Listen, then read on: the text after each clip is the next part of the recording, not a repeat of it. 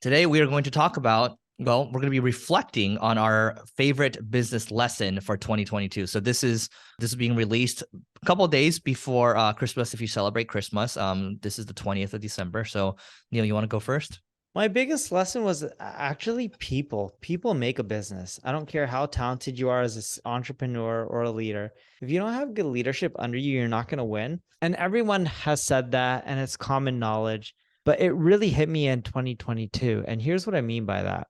Not just hiring good people, but if you hire amazing people who have done exactly what you're trying to do before, it's like cutting the line. You just avoid a bunch of bullshit. You avoid a bunch of mistakes. You save so much time. You save so much money, and you do much better. So the biggest thing I learned, and this was a hard way because everyone's like, oh, hire amazing people. Yeah, I've hired amazing people who have done sales before, who have done marketing before, or built amazing products before, but that doesn't guarantee your success. And what I've learned over the years is if you hire amazing people from your industry who have worked for your competitors, or close enough to companies that are similar to your competitors, your chance of success are just so much higher. You just save so much time and so much bullshit that you would have to deal with if you hired quote unquote people who don't have industry experience, even if they're amazing.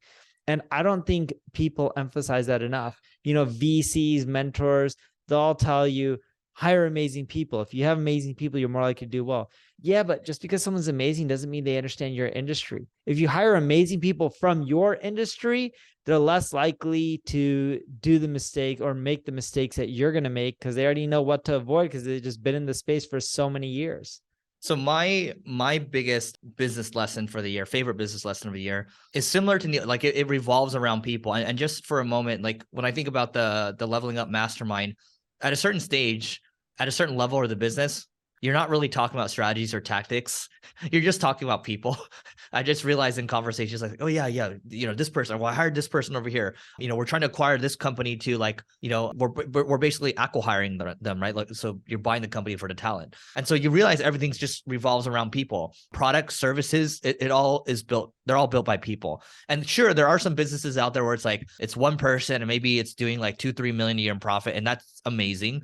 But, most of us don't have that luxury. It just depends on what you want, right? And I think I'm happy with my setup. So is Neil. But around people, what I'm getting at is my biggest lesson is trusting, but verifying. And what that means is, sure, you might have someone amazing, they've been there, done that, they've been promoted, they've maybe worked at a company for, a decade or something like that. But still, at the end of the day, if you're trusting them and giving them the keys to your house immediately, it's not that easy, right? They kind of have to understand the nuances of your business, right? Versus like just letting them go with the flow. Because when I've just let people go with the flow and just kind of let things let them go their own way, what ends up happening is that because they haven't gotten enough context on how your operating system works, on how your culture works, and they don't have bumpers to guide them, they end up sabotaging themselves, right? And so I remember I've done this a long time ago. I read this book called Let My People Go Surfing by the Patagonia co-founder, and I took it a little too literally.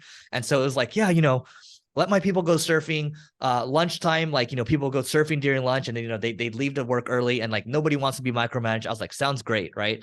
The problem with that is still at the end of the day, like people are just going to need a little bit of guidance, even if they have experience. So I wish I had trusted, but verified more. And now that I've been doing that more with my executives, with my leaders, things are getting better. We'll put it that way. Anything else, Neil?